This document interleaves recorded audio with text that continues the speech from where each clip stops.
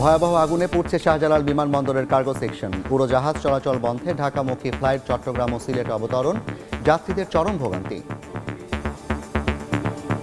আমি যাচ্ছিলাম নিউ ইয়র্কে, তো এখন আমার ফ্লাইট ছিল সন্ধ্যা 7:30টায়, এখন সেটা চেঞ্জ হয়ে রাত্র 3টায়। টরন্টোতে নিয়ে যাবে যেভাবে করে হোক। এখন আমি জানি না আমি দুবাইতে অন টাইম পৌঁছতে পারবো কিনা। আমাদের প্রবাসীদের জন্য এখানে থাকার জায়গা করা হয়েছে।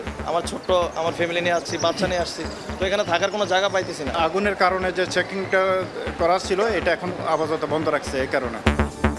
অব্যবস্থাপনাকে দায়ী করছেন এভিয়েশন বিশেষজ্ঞ। 10,000 কোটি টাকার ক্ষতির সংখ্যা। উড়োজাহাজ চলাচল দ্রুত স্বাভাবিক করার ঘোষণা বেবিচক ও উপদেষ্টা।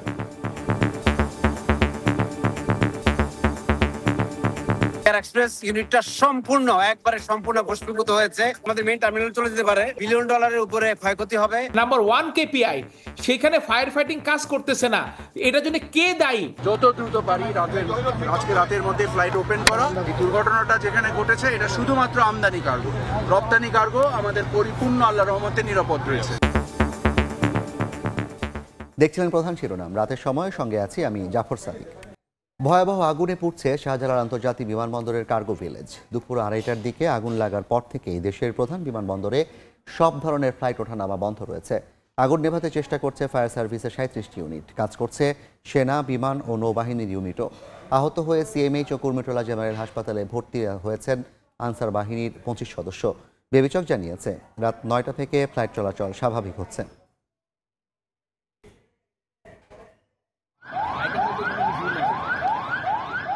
ভয়াবহ আগুনে পুড়ছে হযরত শাহজালাল আন্তর্জাতিক বিমানবন্দরের কার্গো ভিলেজ। আগুনের লেলিহান শিখা আর ঘন কালো ধোঁয়ায় আচ্ছন্ন চারপাশ। শনিবার দুপুর 2:30টার দিকে অগ্নিকাণ্ডের পর দেশের প্রধান বিমানবন্দরের সব ধরনের উড়োজাহাজ ওঠানামা বন্ধ করে দিয়েছে কর্তৃপক্ষ। ঢাকায় নামতে না পেরে অন্য বিমানবন্দরে গেছে 1 ডজনের বেশি ফ্লাইট। আগুনটা লাগার পর আমরা মনে করেন যে আমরা এখান থেকে দেখে গেলাম, যাওয়ার পর দেখছি একটা বিমান বাহিনীর একটা ফায়ার সার্ভিস আসছে। ওইখানে এসে ওরা কুরিয়ার সার্ভিস সামনে এখানে একটা গেট আছে, ওইখানে ওরা অনেকক্ষণ ধরে 5 কোন দিক দিয়ে নিবে, এরা কোনো পাচ্ছে না। ততক্ষণ থেকে আগুন কিন্তু ওইখানে কুরিয়ার গেট থেকে অলরেডি বিমানের গোডাউনে চলে আসছে। এর কারণে যে চেকিংটা করা ছিল এটা এখন আপাতত বন্ধ রাখছে এই কারণে। এখন পর্যন্ত কোনো সময় নির্ধারণ করে দেওয়া হয়নি। 8 নম্বর গেট সংলগ্ন আমদানি পণ্য রাখার স্থান কার্গো ভিলেজে আগুন লাগার পরপরই নেভাতে ছুটে যায় ফায়ার সার্ভিসের একের পর এক ইউনিট। যুক্ত হয় সেনা, বিমান ও নৌবাহিনীর ইউনিটও। আগুনে ক্ষয়ক্ষতির পরিমাণ এখনো জানা যায়নি, তবে বিপুল পরিমাণ আর্থিক ক্ষতির মুখে পড়ার শঙ্কা করছেন আমদানিকারকরা। শাহজালাল বিমানবন্দর নিয়ে সাধারণত তুলনামূলক কম ওজনের যন্ত্রপাতি, পচনশীল ও ইলেকট্রনিক্স পণ্য আমদানি হয়ে থাকে। বিভিন্ন আইটেমের মাল আসে, বিভিন্ন দেশ থেকে আসে। আপনার স্যাম্পল থেকে শুরু করে 100 গ্রাম থেকে শুরু করে 2000, 5000, 10,000 কেজি মালও আসে। এগুলো ব্যবহার করার মতো কিছু নাই। সব তো পুরো আপনারা দেখতে পুরো সব ছাই হয়ে গেছে। সবই ছাই হয়ে গেল। এখন যে কিভাবে রিকভারি হবে বুঝতে পারতেছেন আর কি। আহত 25 আনসার সদস্যকে সিএমএইচ ও কুর্মিটোলা জেনারেল হাসপাতালে পাঠানো হয়েছে।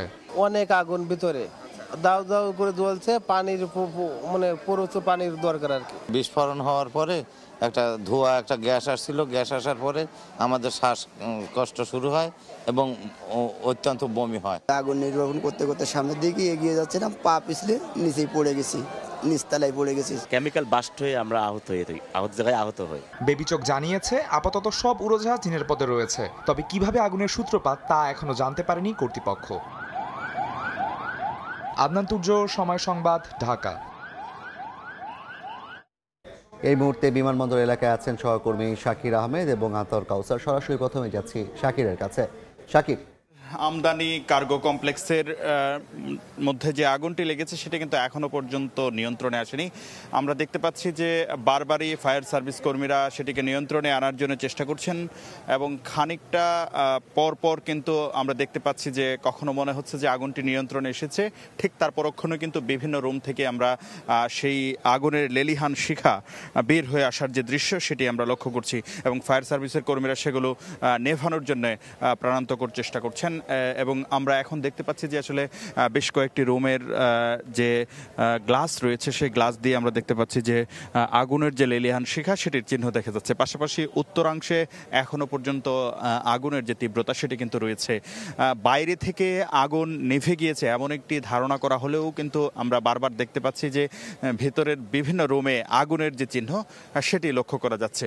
এখন পর্যন্ত ফায়ার সার্ভিসের প্রায় 40টি ইউনিট তাদের প্রাণান্তকর চেষ্টা চালিয়ে যাচ্ছে এই আগুনটিকে নিয়ন্ত্রণে আনার জন্য। ফায়ার সার্ভিসের পাশাপাশি আমরা দেখতে পেয়েছি অন্যান্য বাহিনীগুলোও কাজ করছে। বাংলাদেশ পুলিশ, আনসার থেকে শুরু করে বিভিন্ন বাহিনী সেখানে কাজ করছে। আইএসপিআর এর পক্ষ থেকে জানানো হয়েছে সেনাবাহিনীও কিন্তু এখানে দায়িত্ব পালন করছে।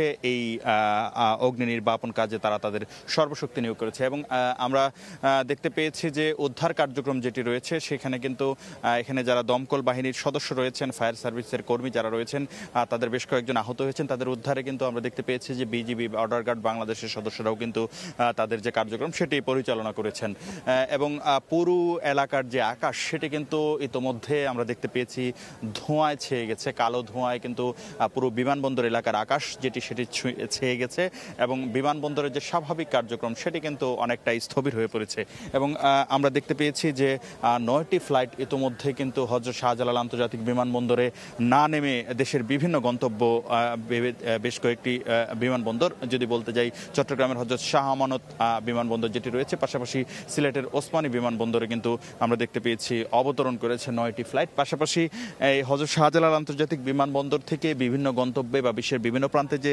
ফ্লাইটগুলো ছেড়ে যাওয়ার কথা রয়েছে সেই বেশ কয়েকটি ফ্লাইটও কিন্তু ইতিমধ্যে ডিলে হবে বা দেরিতে ছাড়বে এমন তথ্য বা এমন নোটিশও কিন্তু যাত্রীদেরকে জানানো হয়েছে।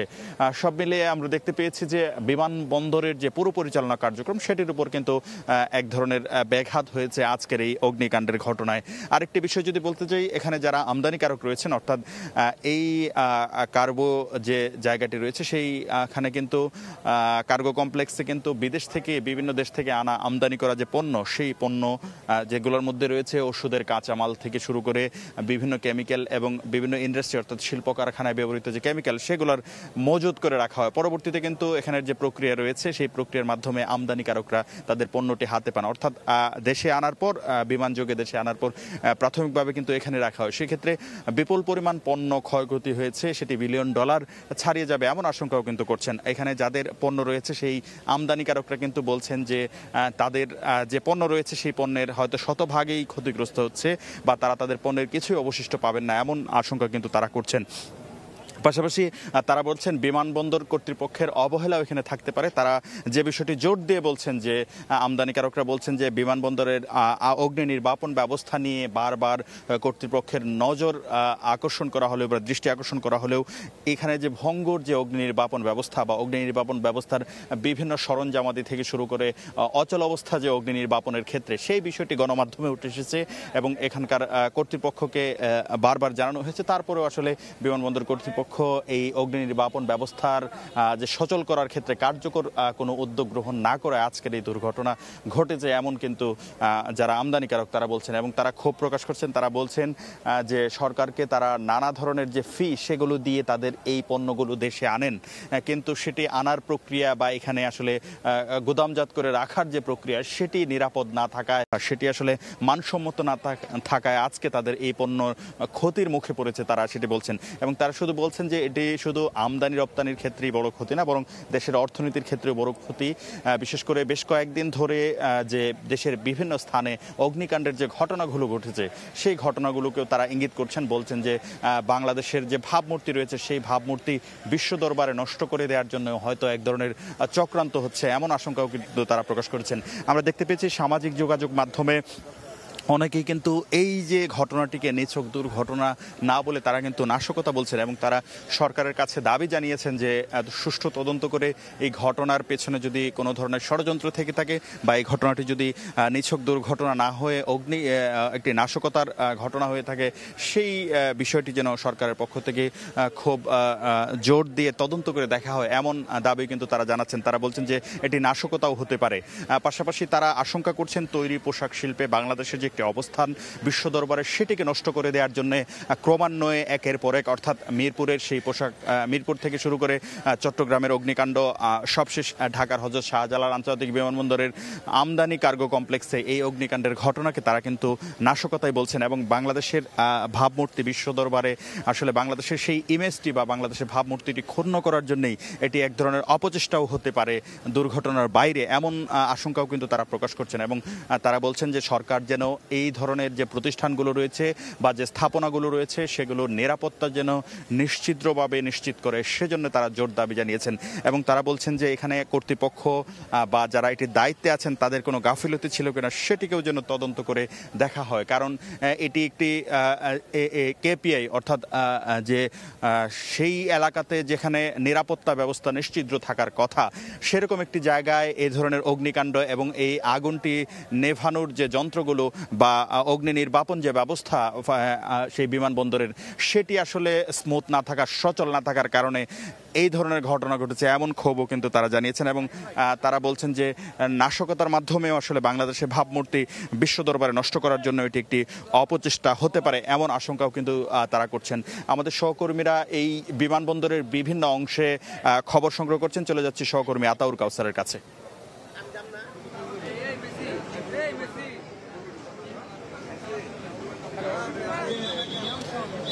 6 ঘন্টারও বেশি সময় ধরে এখনো আগুন জ্বলছে শাহজালাল আন্তর্জাতিক বিমানবন্দরের কার্গো যে কমপ্লেক্স সেখানে, এবং আমার পেছনে যে কুরিয়ার কমপ্লেক্স, সেই কুরিয়ার কমপ্লেক্সেও। এবং এই কুরিয়ার কমপ্লেক্স থেকে আজ বেলা 2টোর কিছু পরে আগুনের সূত্রপাত ঘটে। কুরিয়ার কমপ্লেক্সের পশ্চিম অংশের যে জায়গাটি রয়েছে সেটি হচ্ছে একটি বিমানবন্দরের যে সার্কেল, সে সার্কেলের অংশে অবস্থিত, এবং সেখান থেকে আগুনের সূত্রপাত ঘটে 2টার কিছু পরে।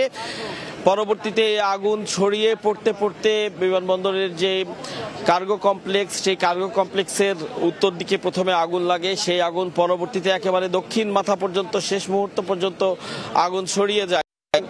ধারণা করা হচ্ছে যে এর ভেতরে যা কিছু আছে তার কোনো কিছুই আসলে আর অবশিষ্ট নেই, যদিও সেটি আগুন পুরোপুরি নির্বাপন করার পরে যে তদন্ত কমিটি গঠিত হবে, তদন্ত কমিটি বা ফায়ার সার্ভিস পুরোপুরি বিষয়টি যাচাই করে পরবর্তীতে জানাবেন যে কি পরিমাণ ক্ষয়ক্ষতি হয়েছে এবং আগুন লাগার পেছনে কারণ কি ছিল।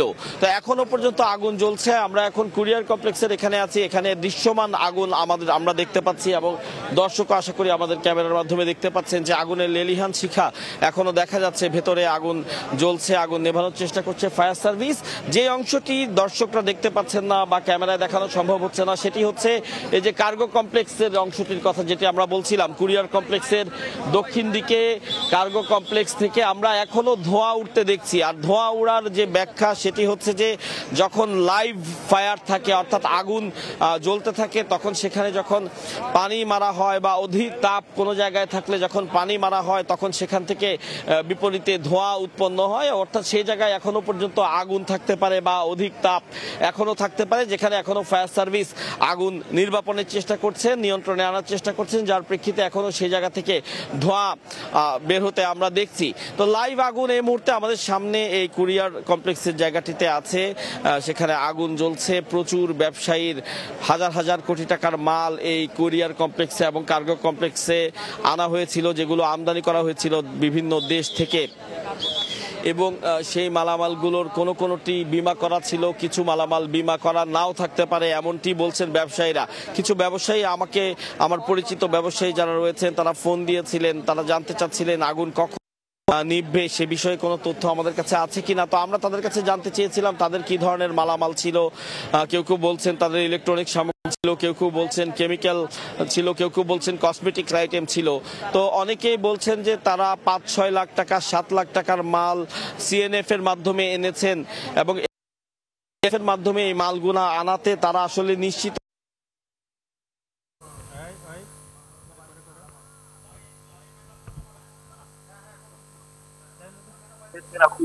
আন্তর্জাতিক বিমানবন্দরের যে ধরনের অগ্নি নিরাপত্তা থাকা উচিত, যে অগ্নি নিরাপত্তা যে নাই, এটি তারা অত্যন্ত মুখ্য প্রতিক্রিয়া ব্যক্ত করেছেন। তারা বলছেন যে পরিমাণ টাকার মালামাল ছিল। সব মিলিয়ে তারা বলছেন যে বিপুল পরিমাণ একটি ক্ষয়ক্ষতির সম্মুখীন ব্যবসায়ীরা হয়েছেন, এবং আন্তর্জাতিক একটি বিমানবন্দরে যে ধরনের অগ্নি নিরাপত্তা থাকে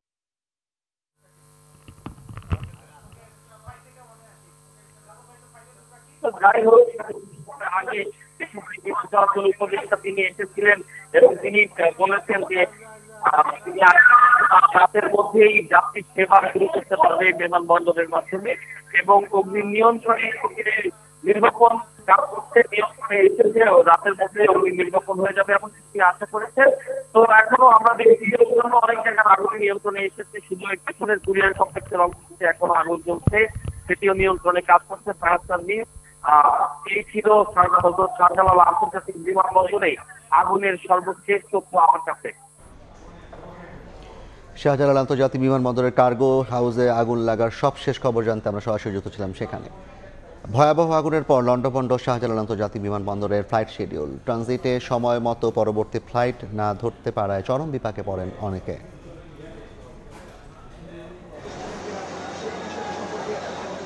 কার্গো ভিলেজে অগ্নিকাণ্ডের পর হযরত শাহজালাল আন্তর্জাতিক বিমানবন্দরে বন্ধ হয়ে যায় সব ধরনের ফ্লাইট ওঠানামা। অচল হয়ে পড়ে দেশের প্রধান বিমানবন্দর, আর এতে ভোগান্তিতে পড়েন শত শত যাত্রী। শনিবার দুপুর 2:30টার দিকে আগুন লাগার পর নিরাপত্তার কারণে 8 নম্বর গেটের আশপাশের উড়োজাহাজগুলো সরিয়ে নেওয়া হয় নিরাপদ স্থানে। ঢাকা থেকে কুয়ালালামপুর বাটিক এয়ারের ফ্লাইট ও মুম্বাইগামী ইন্ডিগো ফ্লাইট ট্যাক্সিওয়েতে আটকা থাকে ঘন্টার পর ঘন্টা। ফ্লাইট চলাচল বন্ধ থাকায় ভোগান্তিতে পড়েন শত শত যাত্রী। ট্রানজিটে সময় মতো পরবর্তী ফ্লাইট না ধরতে পারায় চরম বিপাকে পড়েন অনেকে। এখন পর্যন্ত কোনো সময় নির্ধারণ করে দেওয়া হয়নি। ভিতরে গেলে তারপর বোঝা যাবে আর কি, এখন কিছু সন্ধান পেতেছি। এখন আমি জানি না আমি দুবাইতে অন টাইম পৌঁছতে পারবো কিনা। ফ্যামিলি নিয়ে আসছি, বাচ্চা নিয়ে আসছি, তো এখানে থাকার কোনো জায়গা পাইতেছি না। আমি আনসার বিডিবি ভাইদের সাথে কথা বললাম, ওনারা কোনো কথা বলতেছে না, পাত্তা দিতেছে না। শিডিউল বিপর্যয়ের কারণে ভোগান্তিতে পড়েছেন অনেক যাত্রী ও স্বজনরা। ঢাকা থেকে দুবাইগামী এমিরেটস এয়ারলাইন্সের EK 587 ফ্লাইটটি 8 ঘন্টা পিছিয়ে সন্ধ্যা 7টার পরিবর্তে রাত 3টায় রিশিডিউল করায় বিমানবন্দর ছেড়ে যান অনেকে। আমি আসলে জানি না কেন পিছিয়েছে, আমার কাছে ইমেল আসলো তাই আমি চলে যাচ্ছি। এখন 3 ঘন্টা ডিলে বলতে ওনারা বলছে 3টায় ফ্লাইট। রাত 12টার ফ্লাইটটা এটা রাত 3টায় যাবে। যত দ্রুত সবকিছু সমাধান হোক এটাই অ্যাকচুয়ালি, স্পেশালি যারা আমরা যাচ্ছি বাইরে, এটা আমাদের জন্য অনেক বড় ভোগান্তি। বেবিচকের তথ্য অনুযায়ী অন্তত 13টি উড়োজাহাজ ঢাকায় নামতে পারেনি। এর মধ্যে চট্টগ্রামে 8টি ও সিলেটে 3টি ফ্লাইট অবতরণ করে, আর বাকি দুটির মধ্যে একটি কলকাতা আর একটি করাচিতে নামে। এখনো ফ্লাইট শিডিউল পুরোপুরি স্বাভাবিক হয়নি। যাত্রীরা অপেক্ষায় কখন আবার ডানা মেলবে বিমান আর পৌঁছাবেন গন্তব্যে। রাইদুল ইসলাম শুভ, সময় সংবাদ, ঢাকা। যাত্রীদের ভোগান্তির বিষয়ে বিস্তারিত জানাতে শাহজালাল বিমানবন্দরে আছেন সহকর্মী রাইদুল ইসলাম শুভ, চট্টগ্রাম শাহ আমানত বিমানবন্দরে আছেন সহকর্মী শফিকুল আলম এবং সিলেট আন্তর্জাতিক ওসমানী আন্তর্জাতিক বিমানবন্দরে আছেন সহকর্মী ইকরামুল কবির। শুরুতেই যাচ্ছি রাইদুলের কাছে। রাইদুল, কি অবস্থা দেখছেন এই মুহূর্তে যাত্রীদের? দীর্ঘ 5 ঘন্টা পরে আবারও এই হযরত শাহজালাল আন্তর্জাতিক বিমানবন্দরের রানওয়েটি সচল হয়েছে। অল্প কিছুক্ষণ আগেই কিন্তু একটি অবতরণের খবর আমরা পেয়েছি, যেটি দুবাইগামী ফ্লাইট ছিল। বাংলাদেশ দুবাই থেকে ঢাকাগামী ফ্লাইটটি কিন্তু এই ইয়েতে এসে পৌঁছায় এবং আমরা যেমনটা দেখতে পাচ্ছি, খবরটা পেয়েছি যে আস্তে আস্তে কিন্তু যে সকলটা ফ্লাইটগুলো পেন্ডিং ছিল, যেগুলো আসলে দাঁড়ানো অবস্থায় ছিল পার্কিংগুলোতে, রানওয়েগুলোতে, সেগুলো আবার ফ্লাইওয়ের জন্য প্রস্তুতি নিচ্ছে এবং অল্প কিছুক্ষণের মধ্যে তাদের শিডিউল অনুযায়ী, তাদের নির্ধারিত সময় অনুযায়ী সেই ফ্লাইটগুলো ছেড়ে যাবে বলে আমরা যতটুকু সবশেষ খবর পেয়েছি। তবে এই যে দীর্ঘ 5 ঘন্টা বন্ধ থাকায়, এই বিমানগুলো ওঠানামা বন্ধ থাকায় কিন্তু এই যাত্রীদের ব্যাপক ভোগান্তিতে পড়তে হয়েছে, বিশেষ করে যারা বাইরে থেকে এসেছেন, ঢাকার বাইরে থেকে এসেছেন। আমরা কয়েকজন যাত্রীর সাথে কথা বলছিলাম, তিনি বলছিলেন যে তার যে যাত্রা, সেই যাত্রাটি বাতিল হয়েছে এবং আরেকজন ছিলেন, তিনি প্রায় 16 ঘন্টা সময় ধরে কিন্তু আসলে অপেক্ষা করতে হয়েছে। তারপরে তারা এখনো অনিশ্চিত যে আসলে তার ফ্লাইট হবে কিনা। এখানে একজন যাত্রী আছে, আমরা একটু কথা বলবো যে আসলে আপনার ফ্লাইটটি কখন ছিল এবং কখন যাওয়ার কথা বলা হচ্ছে, আসলে কি জানতে পেরেছেন আপনারা? আমার ফ্লাইটটি ছিল রাত্রি 11টা 15 মিনিটে। তো এখন ভিতরে গিয়ে জানতে পারলাম যে সেটা কালকে দুপুর 3:30টার সময় ফ্লাইটটি অনুষ্ঠিত হবে। কিন্তু আমাদের এই নিউজটা আমরা এখানে আসছি প্রায় ধরেন 7টা 7:30টার সময়। এটা যদি আমরা একটু আগে জানতে পারতাম তাহলে আমরা ভালো একটা হোটেলে অথবা ভালো কোথাও থাকার ব্যবস্থা করতে পারতাম। এখন ধরেন রাত্র অনেক হয়ে গেছে, এখন বাইরে থাকার, ঢাকা শহর তো এখন তো একটা অনিরাপদ জায়গা। এই জায়গার মধ্যে এখন ধরেন কোথায় ভালো হোটেল পায় কি না পায়, এখন আমরা আসছি সেই উত্তরবঙ্গ থেকে এসে এখন তো ধরেন বাসায় যাওয়া সম্ভব না, এখন হোটেলে থাকতে হবে, হোটেলেও খোঁজাখুঁজি ঝামেলা।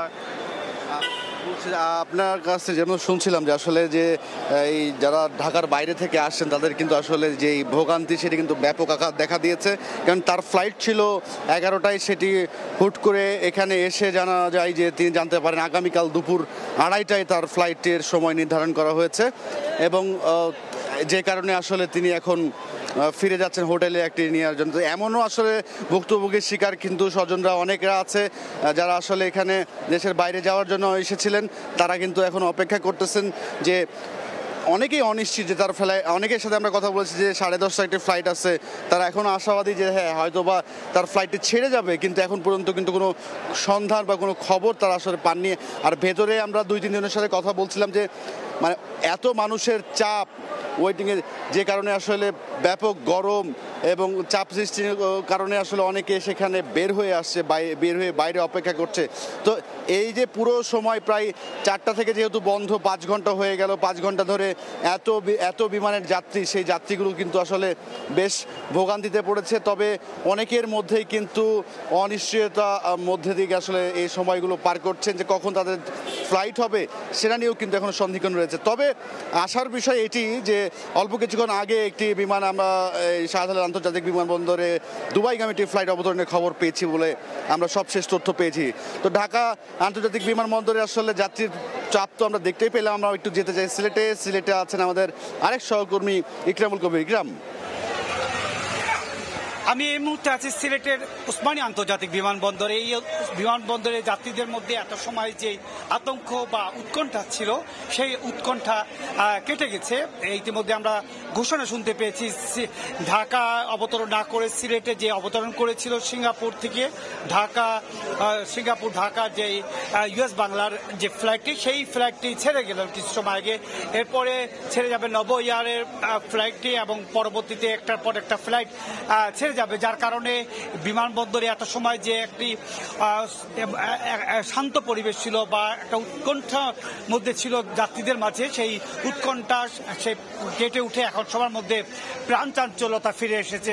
যাত্রীরা যাচ্ছে, যাত্রীরা বিদায় নিচ্ছে, যাত্রীরা পরে বিদায় নিবে বলে দীর্ঘ সময় বাইরে ছিলেন তার আত্মীয় স্বজনের সাথে, তারা এখন বিদায় নিচ্ছেন। আপনারা দেখতে পাচ্ছেন যে একটার পর একটা ফ্লাইট। আমি যদি একটু ভিতরে দেখাতে চাচ্ছি যে এই ফ্লাইটের যে বুথগুলো রয়েছে, ফ্লাইটের বুথগুলা, সেই বুথগুলাতে যাত্রীরা কাউন্টারে গিয়ে যাত্রীরা তাদের ফ্লাইটের সেই বোর্ডিং পাস বা বোর্ডিং কার্ড বুঝে নিচ্ছেন, এবং এর মধ্যে দিয়ে প্রথমে যাচ্ছে নভো এয়ার। যদিও সিঙ্গাপুর যেই ফ্লাইটটি ইউএস বাংলার সিঙ্গাপুর ঢাকা, সেই ফ্লাইটে কিছু সময় আগে ছেড়ে গেছে। সেই ফ্লাইটের সাথে এখানকার যে যাত্রীরা আছে সেই যাত্রীদের কোনো সম্পর্ক নাই। এই কারণ হচ্ছে গিয়ে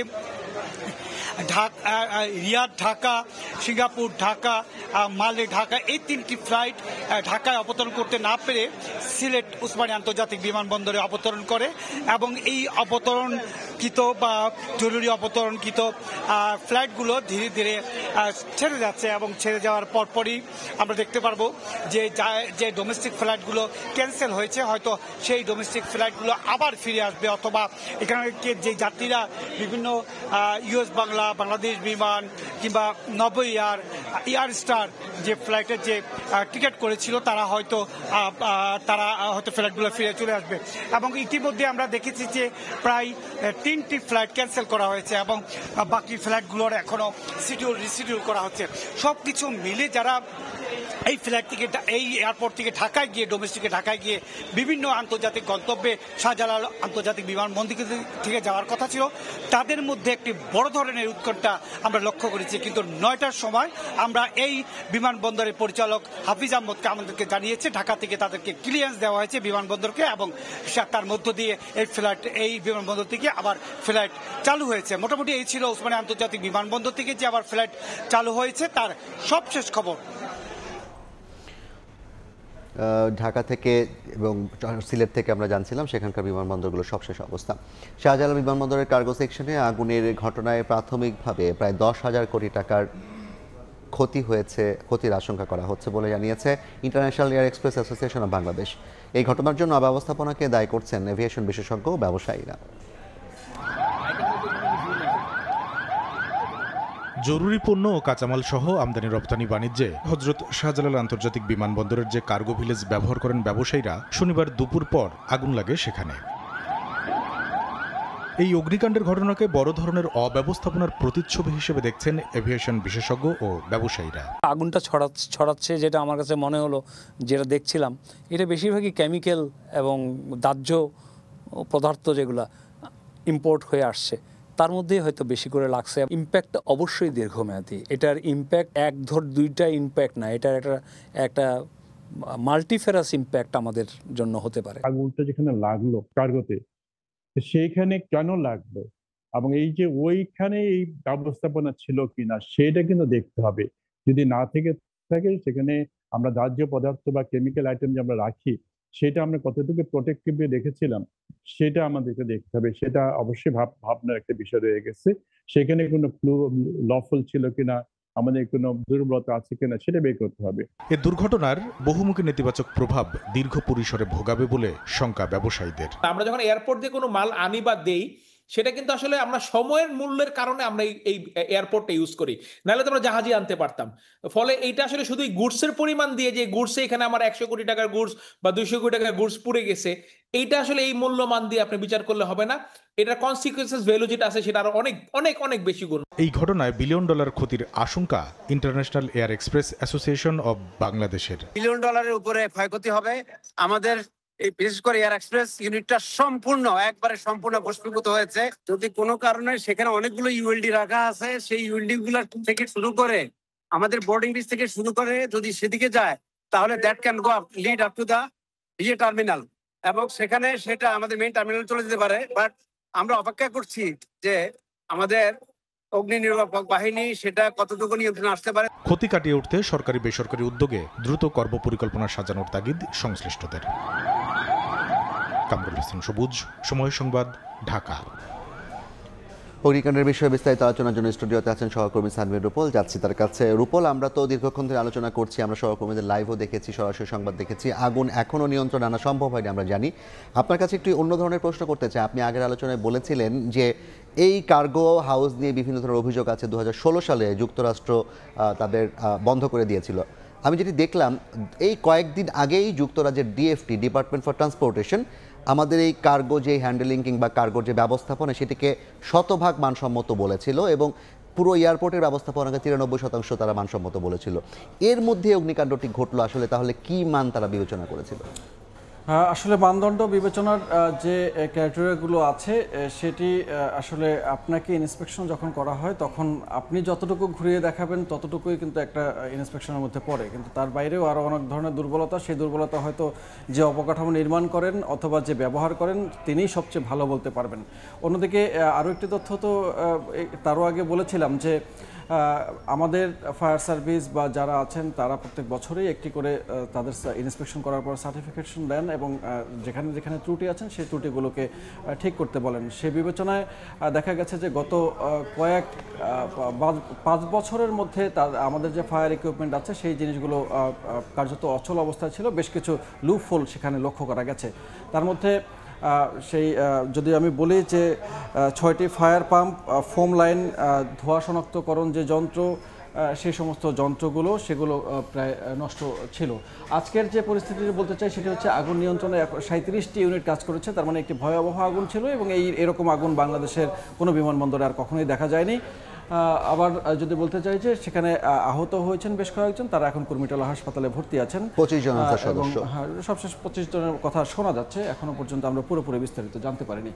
এবং 11টি ফ্লাইটের কথা এর মধ্যে আপনি আমাদের সহকর্মীর মাধ্যমে জানতে পেরেছেন, যারা যে নতুন করে আবার বিমান চালু করার ব্যাপারে সিদ্ধান্ত হয়েছে, এবং যত দ্রুত বিমান চালু করা যাবে তত দ্রুতই এই জিনিসটি খুব দ্রুত আমাদের সহকর্মী রাজুল শুভ খানিকক্ষণ আগে জানাচ্ছিলেন যে ইতিমধ্যে একটি বিমান অবতরণ করার কথা তিনি জেনেছেন। হ্যাঁ, বিমান অবতরণ করার কথা জেনেছেন, তার মানে হচ্ছে বিমানটি সচল হওয়া শুরু করেছে। কিছুক্ষণ আগেই আমাদের বেসামরিক বিমান ও পর্যটন উপদেষ্টা তিনি আমাদেরকে আশ্বস্ত করেছিলেন যে খুব শিগগিরই বিমানবন্দরটি চালু করা সম্ভব হবে। এমনি এই বিমানবন্দর নিয়ে আপনি যে ব্যাখ্যাগুলো করেছিলেন আগে, আপনার কি মনে হয় যে এটি আসলে সঠিকভাবে পরিচালিত হচ্ছিল? এটা আমদানি কার্গো, রপ্তানি কার্গো অক্ষত আছে, যেটি বেসামরিক বিমান চলাচল উপদেষ্টা বলেছেন। রপ্তানি কার্গো অক্ষত অবস্থায় আছে, কিন্তু তারপরেও আমরা ঝুঁকিমুক্ত তো নই, সেটি বলাই যায়। কারণ ঝুঁকিমুক্ত হলে এরকম একটি বড় রকমের দুর্ঘটনা হতে পারতো না। হয়তো দুর্ঘটনা যদি হয়েও থাকতো, সেটি আমরা 7 ঘন্টা পরিস্থিতি, এরকম পরিস্থিতির মধ্যে ঠেলে দিয়ে আমরা নিয়ন্ত্রণ করার চেষ্টা করতাম না। প্রায় 7 ঘন্টার মতো চেষ্টা হয়েছে আজকের আগুন নিয়ন্ত্রণ করার। এখনও ফায়ার সার্ভিস থেকে এরকম একটি তথ্য দেওয়া হয়েছে, কিন্তু আমাদের সহকর্মীরা যেটি বলছেন সেখান থেকে যে এখনো পর্যন্ত আগুন নিয়ন্ত্রণে আসলেও পুরোপুরি নিভে যায়নি, আরও কিছু কিছু জায়গায় আগুন এখনো দেখা যাচ্ছে। এবং প্রাথমিকভাবে আপনি বলছিলেন কিছুক্ষণ আগে একটি প্রতিবেদনও যে 10,000 কোটি টাকার মতো ক্ষয়ক্ষতির আশঙ্কা করা হচ্ছে, এবং একটু আগে যে অব্যবস্থাপনা দুর্বলতার কথা বলছেন সেটি এখানে কিছুটা দেখা যায় যে 5 বছরের অচল অবস্থা আপনি নিশ্চয়ই একদিনে নিরসন করা সম্ভব নয়, এবং আজকের দিন থেকে শিক্ষা নিয়ে নিশ্চয়ই কর্তৃপক্ষ যারা আছেন তারা সামনের দিনগুলোতে এটি ভাববেন।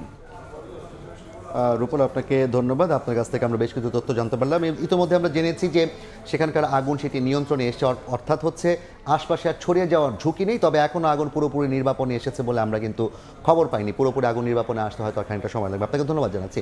আমাদের সঙ্গে যুক্ত হয়েছিলেন সহকর্মী সানভীর রূপল, জানাচ্ছিলেন আজকের যে বিমানবন্দর অগ্নি দুর্ঘটনা সেটির আগের খবর এবং অগ্নি দুর্ঘটনার পরবর্তীতে কী অবস্থায় আছে সে বিষয়ে বিস্তারিত। গত কয়েকদিনে দেশের বিভিন্ন স্থানে 3টি বড় ধরনের অগ্নিকাণ্ডের ঘটনায় নাশকতা বা অগ্নিসংযোগের কোনো বিশ্বাসযোগ্য প্রমাণ পাওয়া গেলে তাৎক্ষণিক ও দৃঢ় পদক্ষেপ নেওয়া হবে বলে জানিয়েছে অন্তর্বর্তী সরকার। শনিবার রাতে প্রধান উপদেষ্টার ভেরিফাইড ফেসবুক পেজে পোস্ট করা এক বিবৃতিতে কথা জানানো হয়। এতে বলা হয়, দেশের বিভিন্ন স্থানে সম্প্রতি সংঘটিত একাধিক অগ্নিকাণ্ডের ঘটনায় জনমনে যে উদ্বেগ সৃষ্টি হয়েছে, অন্তর্বর্তী সরকার তা গভীরভাবে অবগত। নিরাপত্তা সংস্থাগুলো প্রতিটি ঘটনা গভীরভাবে তদন্ত করছে এবং মানুষের জীবন ও সম্পদ সুরক্ষায় সর্বোচ্চ সতর্কতা অবলম্বন করছে। কোনো অপরাধমূলক কর্মকাণ্ড বা উস্কানির মাধ্যমে জনজীবন, রাজনৈতিক প্রক্রিয়াকে বিঘ্নিত করার সুযোগ দেওয়া হবে না।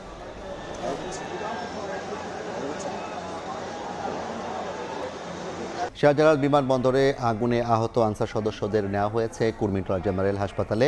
সেখানে আছেন সহকর্মী সাইফুল রুদ্র। সরাসরি যাচ্ছি তার কাছে। রুদ্র, কি অবস্থা দেখছেন? এখনো পর্যন্ত আমরা যেটুকু জেনেছি 25 জন আহত ছিলেন। রুদ্র, 25 জন আহত ছিলেন, আপনি সর্বশেষ জানিয়েছিলেন। আপনাদেরকে জানিয়েছিলাম কুর্মিটোলা জেনারেল হাসপাতালের সবশেষ অবস্থা। এই মুহূর্তে 14 জন আনসার সদস্য এখানে নিয়ে আসা হয়েছিল, যেটি আমি তখন বলেছিলাম আপনাদেরকে যে এই 14 জন সর্বসাকুল্যে যাদেরকে নিয়ে আসা হয়েছে তার মধ্যে 8 জন আনসার সদস্য ছিলেন। এর মধ্যে একজন ফায়ার সার্ভিসের সদস্য ছিলেন এবং 2 জন ছিলেন স্বেচ্ছাসেবক।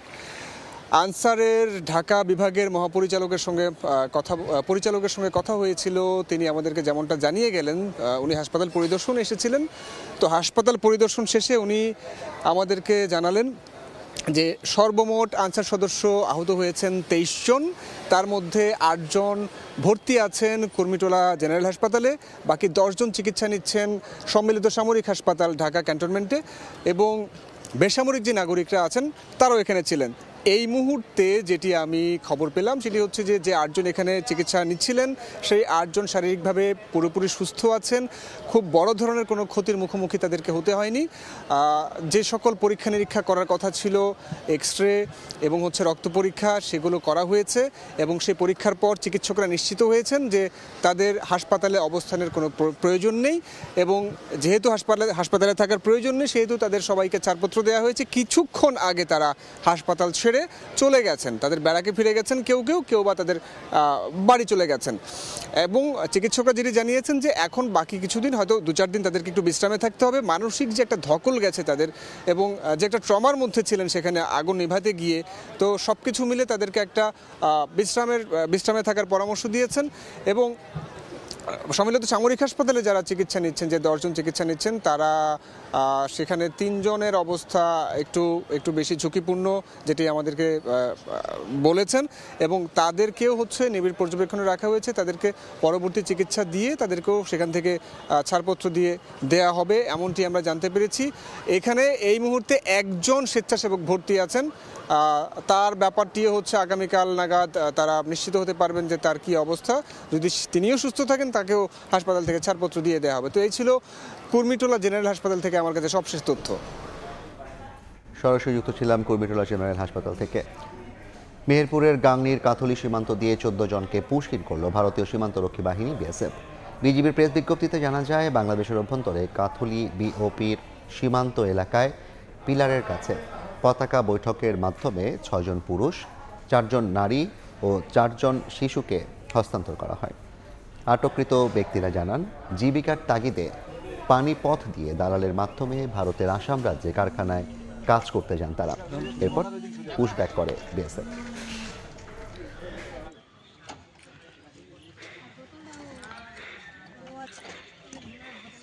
এই ছিল রাতের সময়। এরপর দেখবেন সম্পাদকীয়, সঙ্গে থাকুন সময়।